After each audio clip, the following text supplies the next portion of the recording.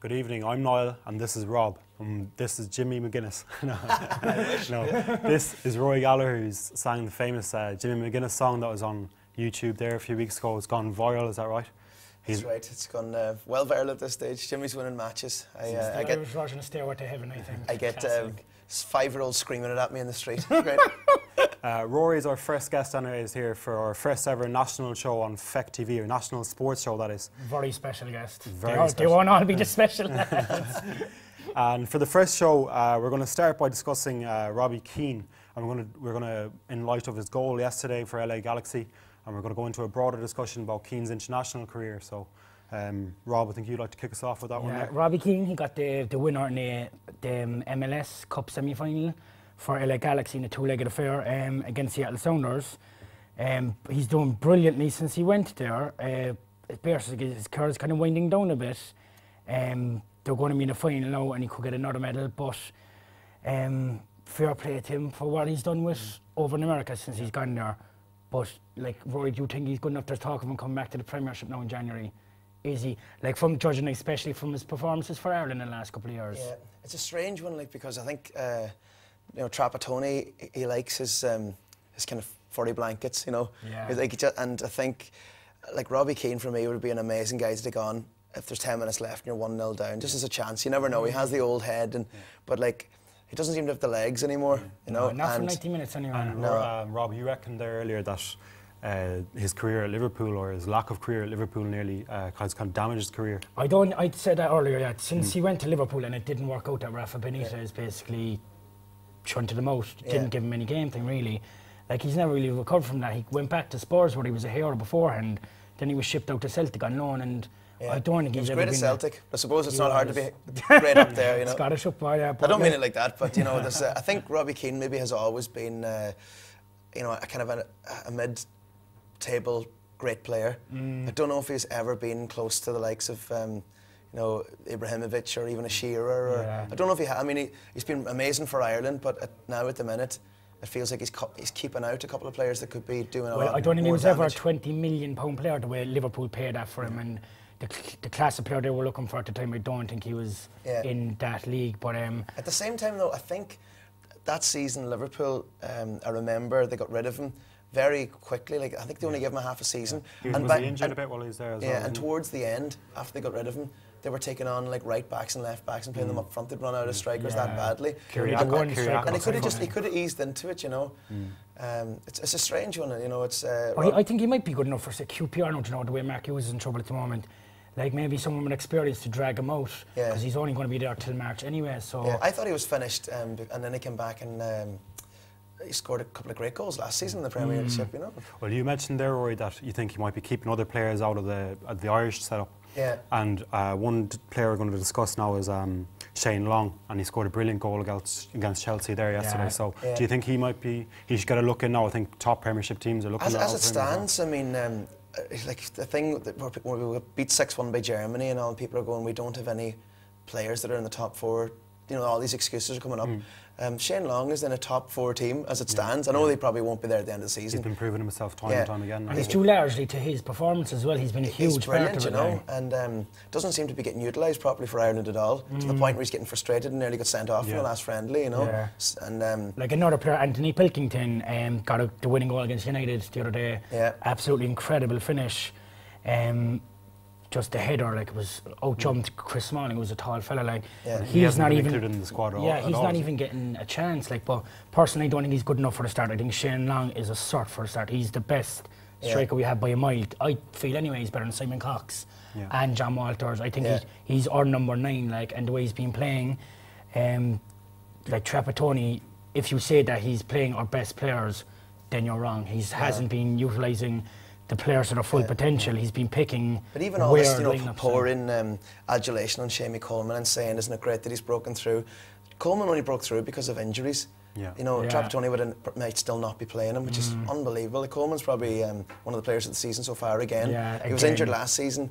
Didn't have a great season. The season before that, he was in the Young Player of the Year with Balotelli, and he was that incredible. good. His debut against Chelsea got man of the match. It's mad to think that Trapattoni apparently, lives in Italy, doesn't really bother watching the Premier League. Well, I was just going to say, aside from selection problems and maybe not playing the right team, is there a breakdown in communication between Trapattoni and the team? Because you hear some of his press releases and they're quite incoherent babble sometimes, because he doesn't have brilliant English and whatever. And if you look at maybe the success of Celtic there in the Champions League a couple of weeks ago, maybe that was related a lot in many ways to Neil Lennon's managerial role, Man to man, yeah. And I think there's a few things wrong with Trapattoni. The language is one, but the fact that he doesn't actually show up to games. And how many years has he been in Ireland now that he can't? See, the fact is he's not really in Ireland. Enough years to actually go and watch games cross-channel, and the fact that he's assigning Marco Tardelli to the games, and for the salary Trapattoni's on, hasn't really made much of an effort to speak English, but then doesn't go to any games and signs other people.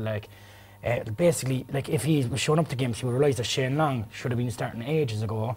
Kieran Clark for Villa's, he's starting for Villa every week, and Darren O'Dea is former Celtic player playing with Toronto. Now that shows where his career has gone. Seamus Coleman, down the road from you, I believe. Yes. He should have been starting 12 months, 18 months ago. As we said, incredible. Starting for Everton all the time, brilliant on the ball, brilliant off the ball, energy, which is something we've been badly lacking for the last year or two. Overall, are you saying that Trapattoni should have been gone after the European Championships? It's hard to say. I think it was the financial issue that they couldn't even consider that realistically, because if they ended it, if they fired him, they have to pay him. I fought Trapattoni's corner right up to the Championships. I would have been one of them as well. Because it was that kind of thing of I knew most of our players would be just about making the Stoke City team, and we're coming up against players that are playing Champions League football every year, and there's actually some. I think at the minute, there's some of the best teams that have ever existed. That Barcelona team, which is mostly made up of Spanish players, and some of these teams that are coming through, it's the best football that I think we've ever seen. It's that technical. People go, they don't have the heart and soul of the old players. So you can't get journeymen to go in and I reckon that since the referees have become more strict about tackling from behind and blah blah, that if the current Barcelona team were to play the England 1966 team, they would beat them about 11-0. I really think it's gone that far. Technical schools where kids are 6 years old and they're being taught zigzag passing, and I think the thing is now with Trapattoni played it safe. Luckily enough we got Estonia in the playoffs, got us in there, but I think I can't fight for him anymore, because I think he's not playing our best players all the time, and he's not paying attention. He's not paying enough attention. He's not meticulous enough. There's Seamus Coleman, Kieran Clark, James McCarthy starting lately. It's well overdue as well.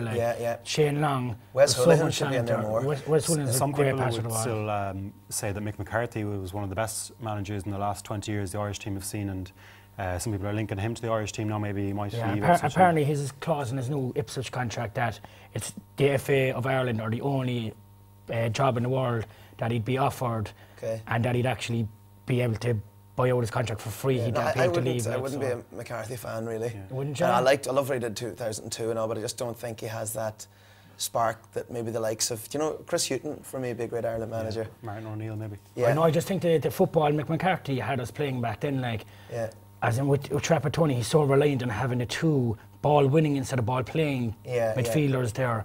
And I think Mick McCarthy had a nice shape to the team. He had Keane and Duff attacking when Keane and Duff had the legs. Even though Damien Duff played incredible Sunday again.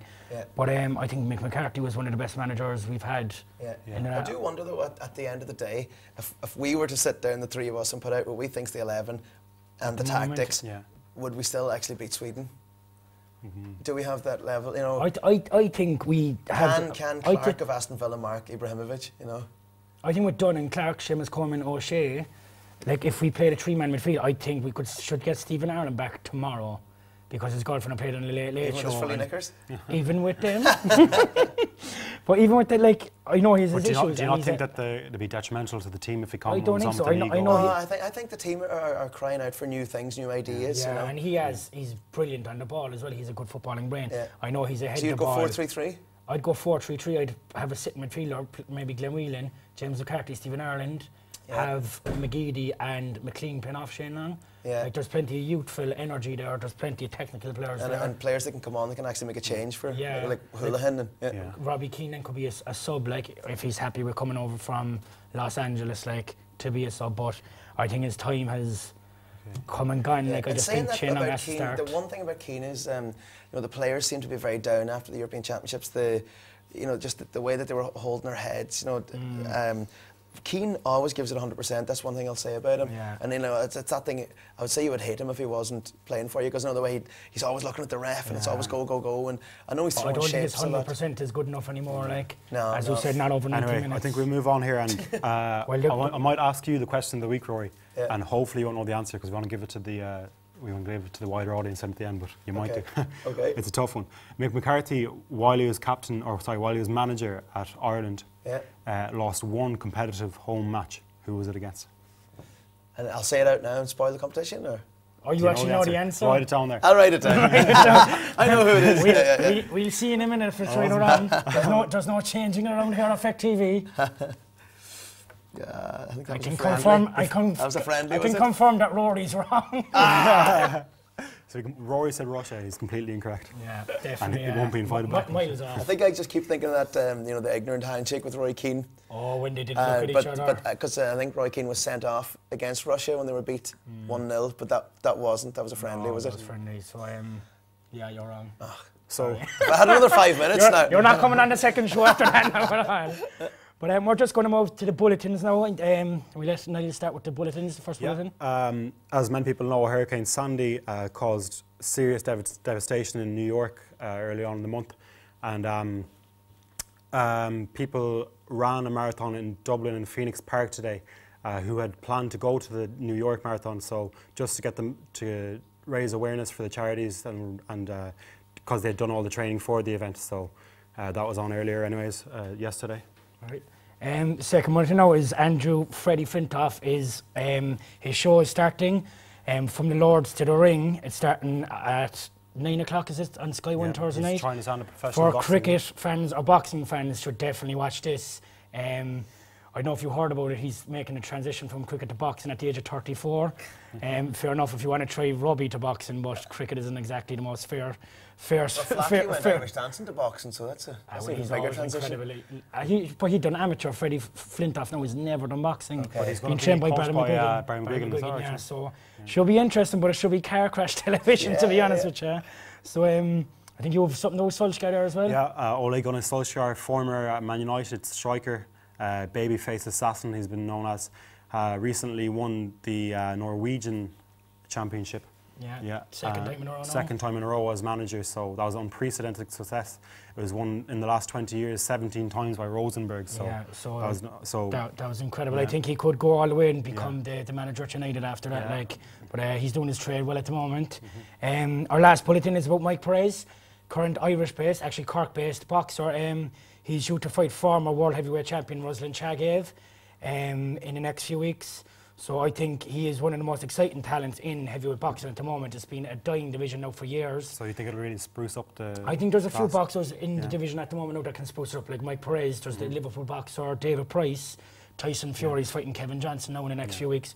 So I think it could be an exciting time for the heavyweight division. Mike Perez is trying to get Irish citizenship. If he manages to get that, will he fight for Ireland? Or well, he's wearing the Irish shorts now at the moment. Yeah. Like he won the prize fighter heavyweights there a couple of years ago, but he's only fought twice since. He hasn't fought in 2012. Incredible boxer, incredible physique, hunger, and kind of reminds me of Mike Tyson. He just gets in there. There's none of this boring Klitschko, even though I admire Klitschko's, they're not the most exciting to watch. The American television stations aren't even showing the Klitschko fights anymore. Yeah. The only one they show now in the last 5 years, I think, was against David Hay.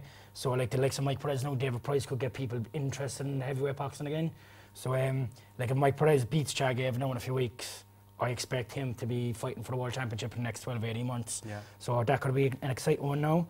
So Rory, I think we're going to like the next section now, all right? What country are you from again? From Donegal.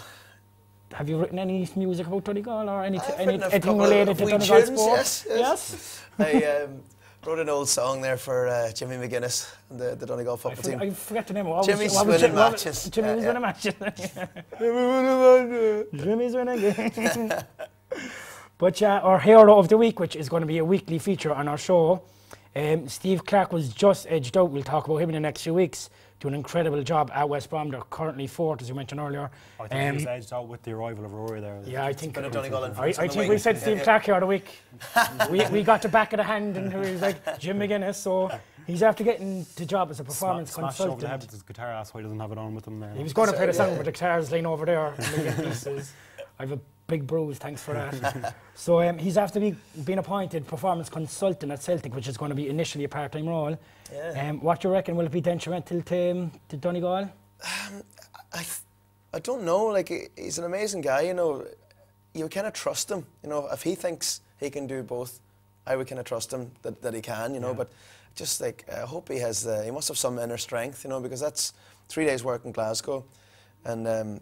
You know, I think he was doing 4 or 5 days weeks with Donegal towards the end. He start getting mixed up between the two So, roles. you know, He said he was doing 40 hours a week with Donegal. Do you think he'd still be able to do that with the new role at Celtic? Oh, that's the thing. It's like there's T-shirts up in Donegal. In gym we trust. You know. So if he thinks he can do it, I'll trust him. You know. I don't know. But if he's a success at Celtic, then they'll want more and more of his time. Is the thing, like Exactly. But I mean, if Donegal gets 3 good years out of him and we get 3 in a row, you're hammered. You will settle for 3 in a row. Yeah. So. But what you reckon? Do you think, like, with going from Glasgow to Donegal to back to Glasgow, if he was doing 40 hours a week last year, could someone possibly do that? Down very quickly, all right, definitely. Yeah. And I think you wouldn't want to see him getting confused. I know he's obviously very competent, like, but you wouldn't want any confusion between the two roles, like, and you wouldn't want one to suffer because the other, and vice versa. Like, there's the other side of the coin as well. There's expertise and the things he learned from Celtic. Could be. Yeah, maybe the first few weeks or so might be the Donegal. toughest, and then he might get used to it and whatever. And That's it. Well, I mean, he's a very intelligent man, very intense. You know, he kind of like once or twice I've met him, he just seems to have that a real aura of confidence. He's a presence as well about him, doesn't he? And confidence and inspiration. So I think if he thinks he can do it, I'd say he will. You know, and maybe it'll be a thing where he'll switch more emphasis on the training side of it to Rory Gallagher, who's number 2, and he'll just come over and do more strategic work with the team. You know, because like Gaelic is taking such a form that I think Donegal's fitness levels was just shocked people. He kind of transformed the game last year as well. Yeah. I think there's going to be so many teams in next year's championship playing the Donegal way, the way Jim McGuinness has he playing. do you mean by fitness there? Do you think there was a lot of they were doing like maybe pre-season training and stuff, or? I think it's just they were getting up at like 5:30 in the morning, and then doing another training session that evening while playing club football and club training. It was just it was crazy. You know, I remember like chatting to 1 or 2 of the players, and they were like, "That was such a tough year." One or two of them pulled out. The other teams to do the same, or? Yeah, there was a friend of mine. He was in my class, Michael Haggerty. He played about 13, 14 years for Donegal in the midfield. Brilliant player. And he just said that the training was just too physical, too much. Yeah. And unfortunately, he played against Dublin in the semi-final last year, but this year he decided not to do it because of the intense training. Yeah, and he lost the medal. So he felt the culture so that changed. Must be how difficult it is, you know. Yeah. Well, I remember I'm a Cork man myself, and the game against Donegal was just, I'd say the Cork players are still flipping licking their wounds. He absolutely Donegal battered Cork. The first half was unreal, wasn't it? Point for point. And it did seem to be a fitness issue in the last 10 minutes. The fitness thing, incredible fitness. I remember there was a Mayo man beside me. The upper body strength as well was in just Croke Park, frightening. there was a Mayo man beside me and with the family, and he seen Donegal going up for like an attack. And I remember turning around and going, look at them, look, they're like rats. They're just scurrying up, you know. But the pace that they were in, especially when they got the ball from the half-back line and they just broke, and it was like, Cork were just so overwhelmed that day. I don't think anyone was expecting it. Even Mickey Hart from Tyrone said, that's not something I saw coming, like, as in that Cork were hot favourites before the game, and I expected Cork to beat Donegal, but like, Donegal deserved to win by even more in the end. Like, it was just that much of a kind of one-sided, especially last 15 or 20 minutes. Like, Cork didn't have any plan B, and Donegal, their physical presence as well, like the upper body strength and just the pace they broke with. They were like Usain Bolt and Johan Blake would have had competition there. Like, I remember Armagh really brought it to a new level, didn't they? Remember, and they used to have the tight orange jerseys. It was like it was frightening. They really wrapped around. And Donegal have taken it even further. You know, it's like it's going to transform the game, I think. Yeah, I know. I know that there was a lot of bad feeling towards Donegal, because of they've made it so physical and so tactical. But do you think any of it is justified as in the defensive blanket it that Donegal was have? 2 years ago, definitely. I mean, that game against Dublin was horrible, you know, and it made it even worse because our best player, Carl Lacey, was taken out of it, so we had to play even more aggressive, tight, you could say boring Gaelic. But I mean, last year, anybody that was watching it, the counter-attacks we were throwing together, some of the football was stunning from like McFadden and Mark McHugh and Murphy, and I think and McGuinness has come out only yesterday and said we can improve the attack by another 30% at least. So I think you're hot favourites again next year, I think. yeah, I think, you know, and you have to remember it is a part-time sport, supposedly, you know. Yeah. So if he thinks he can do it with a 3-day week, and Rory Gallagher is a I think it's going to be very tough, to be honest with you. Like, after a few months of all those flights and all that travelling. Yeah, I think his aspect is more psychological in the dressing room than, you know, up the wing, lads, up the wing. But like, if the players see that he's not putting as many hours into it as he was, do you think it could be that's detrimental? another aspect, yeah. All right.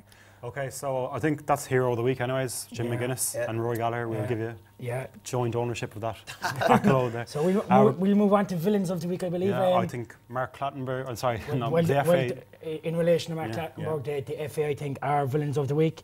Mark Clattenburg isn't on the Premier League refs list again this weekend. An unnamed Chelsea player, it's John Obi Mikel, by the way. We're not naming him, but it's him. He basically accused Clattenburg of racism, and now the allegations are like retracted. But yeah, Clattenburg is still being punished. I'd say there's a likelihood that Clattenburg is a hate figure now in England because of that, and the FA still aren't reinstating him. I think it's a disgrace. Was there anyone else who heard the comment, or was it just John Obi's word against Mark Clattenburg? Apparently there was accusations of foul language, but like there was one of racism then, and yeah, well, apparently grapevine talk is that it was the word monkey was used, wasn't it? But apparently people do you think say any ref would be stupid enough to use that word? I think if he said it, it could have been, you know, get out of it, you cheeky monkey, or something like that. And at the same time, monkeying about or something. But I don't think he would have said it in a racist term. No, I think, and I mean, like, what are Chelsea doing up on this pedestal? Like, do they?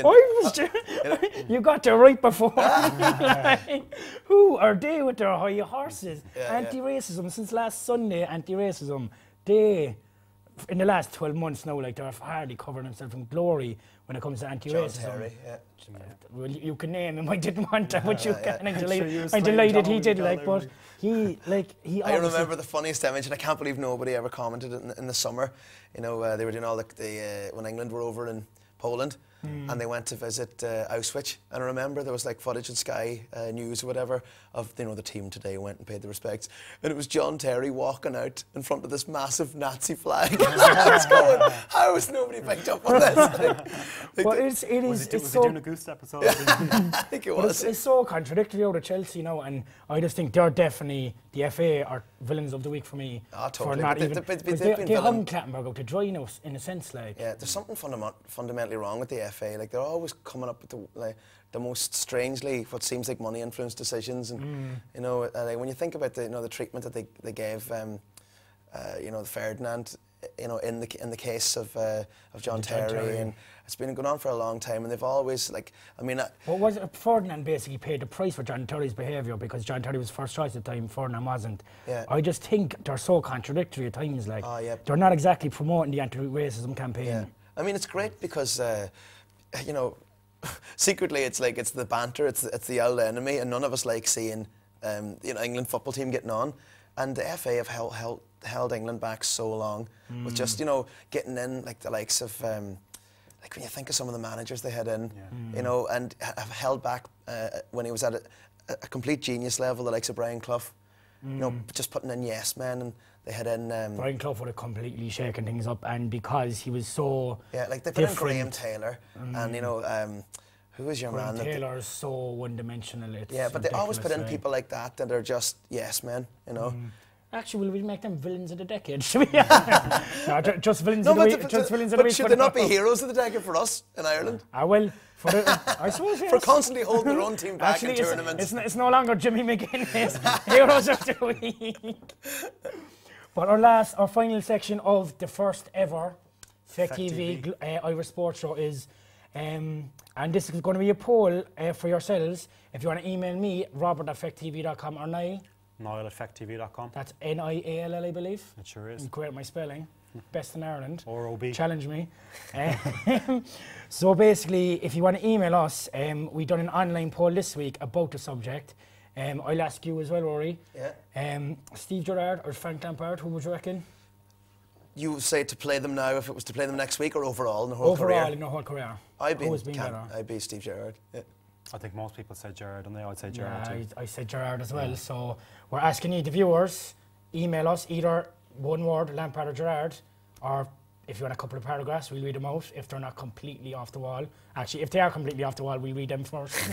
So we're basically going to read some of the best ones we got this week. Do you want to read out one or two? Or? If you want, I'll probably read them out, yeah. Sing them. Yeah. Where's the guitar?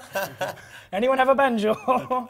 I'll let Niall start off there now. Roy Crowley from Lisbon said, tough call. Lampard the better goal scorer, but I'd say the better all-round player is Gerrard. Should have gone to Arsenal. Yeah, I'm gonna do two in one there now because two girls emailed in the show, and I don't think it was about their footballing skills. Both goes obviously Steven Gerrard, not because of his skills but his dashing good looks. Thanks Elaine O'Connor from Kerry, and Ellie from South Africa said Steven Gerrard obviously because he's sexy. I don't know the credibility of that now, but yeah, Steven Gerrard now was 3 votes, is it? Yeah, I think he's. So we'll let you get on with the next one there. Eddie Scanlon from Cork said, Gerrard and Lampard can't be compared because of what they've both accomplished. Although Gerrard is better defensively, Lampard is the 4th top goal scorer in the Premier League and history, and he's a midfielder. I love them both. I do believe Gerrard could be of edged if it wasn't so loyal.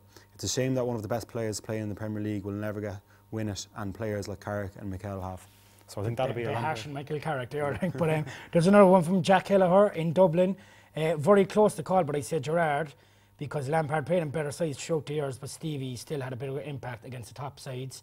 In brackets, if you take out Lampard's penalties, I'd agree with that because Gerrard, Lampard always had Essie and before that Makelele next to him, and he was always in a better side and a better quality, better striker, basically just a better team. And Gerrard has always been in an average side. Even when they won the Champions League, it was never incredible. Yeah, in fairness to him, Lampard was brilliant even before he was at Chelsea. And at West Ham, he's a very good goal scorer, but overall I think Gerrard, for me anyway. The Champions League that Liverpool won. Yeah, and the FA Cup as well when he was against West Ham when he just basically dragged them out of the mire like. And plus with Feck, we just love Scousers.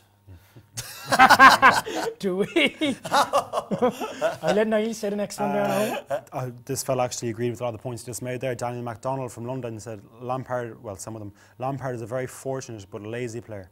His one attribute is his skill to lose his marker and wind up in the box in the right place. He doesn't get stuck in and tackle. Gerrard, on the other hand, is a complete midfielder. He rises to the occasion and has proven himself to be an inspirational leader who has achieved remarkable things almost individually by dragging a limited Liverpool team to Champions League and FA Cup success. One of them was called the Gerrard final versus West Ham. The one and he said to have a look at those goals online as well. Well, the one thing I would say though is that's why I asked you at the start if it was for now. I'd have Lampard in the team quicker. Yeah, well, would you know, even though he's not getting this game for Chelsea? Yeah, and I just don't trust Gerrard anymore. I think his head's not in the right place this last 2 years since the England World Cup. I just don't. I think he's almost detrimental sometimes when he comes into that Liverpool team. Yeah, I don't see that now myself. I know I just think Gerrard is still Liverpool's best central midfielder for me anyway. I know there's not great competition there at the moment. No. But I think it's like, and I've heard that, it's probably more grapevine rubbish, but apparently he's become quite ego-driven. And if they're beaten 4-1, he got the 1, he's happy. Yeah, or you get that from him sometimes, all right, but... that could be in Manchester United chat rooms, so... Yeah, true enough, like. I'm just going to read out two one-liners there now. And by the way, lads out there, if you want to call Frank Lampard by his nickname, Fat Frank, feel free, because I'm disappointed that no one has so far. Basically, it's a lot of Steven Gerrard favouritism here. Like, I sense there's a lot of Liverpool fans out there. A more controversial poll. I know. Here's one now from Brendan O'Connell, who's the Republic of Ireland amateur goalkeeper. He says, both at their best, I prefer Steven Gerrard. I think he was more aggressive and played closer to the opposition goal, which made him more of a threat than Lampard. Both with their best days behind them now, though. I'd agree with that. They're both of their best days behind them. It's hard to know which one of them to play now at the minute, you know. Yeah. Jonathan Boyd says Gerrard best passer out of the two of them, better leader on the pitch. Hard to argue with either of those points. Do you want to read out another one there? Yeah, Chris Duff from Cork as well said they are both overrated. They are both useless when on the field together. Lucky to have one that they did. As humans, they have no class. They won't win anything again for the rest of their careers. This is the kind of emails we want now. They won't win anything again for the rest of their careers, he finished up by saying. I think the overrated thing, like, being honest, because they're English, I kind of agree a little bit. Were they up there with Keane and Vieira, really, to be honest? Or did we just throw Keane in there straight away because he was Irish? A little bit, yeah. I know, I think, I mean, for me, Gerrard, you know, it's only maybe slightly better than Ronnie Whelan, if better at all. And maybe not better at all, because, I mean, Ronnie Whelan, the amount of medals that he won in that team, you know, and it's a good point that, like, you know, he had great players around him all the time. Lampard, the more I think of that point you're saying, you know, that he didn't have to watch his back so much, you know. I think Lampard was free all the time to run forward because there was always someone to watch his back. Like Makalele was sitting there, Essien was just everywhere because he was just an absolutely incredible athlete, a machine. Like, I just think Gerrard had to cover some things. That poor for that many years. I mean, he did have I wouldn't say poor. I would just say average compared to. They won a Champions League in the middle of this. I have to remember. They did all right, and a lot down to Gerrard as well. Exactly. Yeah. But like, that's why he would edge it for me, is because he did. You know, I couldn't see Lampard doing something like that on his own. No. I hate to come here as a United fan. I don't like to say that about a Liverpool player, but the whole thing about when Maradona won the World Cup with Argentina, it was almost like he dragged them along with him. Yeah. I think Gerrard at times dragged Liverpool along with him. He just wanted it. Yeah. For me, you couldn't say the same about Frank Lampard. No. He always had world-class players around him since Abramovich came in. Yeah, and I can't remember any of them rising to the occasion for England over the last 10 years. Well, I don't think they can play together anyway. But I don't either. When either of them hasn't started, the other hasn't exactly lit the world up either. Like, yeah, I remember Gerrard scoring in the first 10 minutes against the USA in the last World Cup, and I thought, here we go, he's going to be on. And that was the last thing he seemed to do for the whole World Cup. That was a horrific England performance at that time. Like, Emile Heskey was good though. World class. A goal machine. He's some kind of machine anyway that should be working in a factory or something. Hey, we're getting racist now. We're not being racist at all. We're not Chelsea here, lads. But yeah, I think that's a good poll now. I'm interested to see what the wider audience think. I think on your pages there now, I think Gerrard would be. Yeah, I think it's all Gerrard. My 6 posts here, we only read out a few. I don't think that many people are saying Lampard. I think it's probably just mostly Chelsea fans would say Lampard. But we'll see. Look, lads, email us, robert@fecktv.com. Niall@fecktv.com. We'd love to hear your thing and definitely include a paragraph or two. Be as controversial as you want. If they're not controversial, I might rewrite them and make them controversial because we're great crack here at Feck TV. So, lads, I think that's all for tonight, I'd say. Yeah. It's been a pleasure to be in with you. Yeah. I'm disgusted with you for smashing the guitar over my head. The next time he's on, lads, he will play the song, like, and I'll have a banjo or a tambourine or some I'll play the spoons here. It'd be beautiful. We'll harmonise along with you and ruin the song. Lads, thanks for joining us. We'll see you next week again.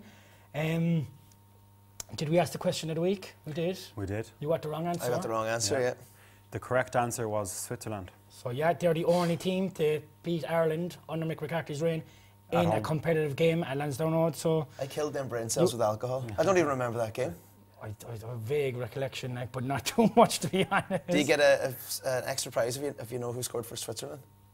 You don't know either, do you? No, I don't know. No. Well, lads, thanks for joining us. We'll see you next week. Cheers. God bless. Safe home.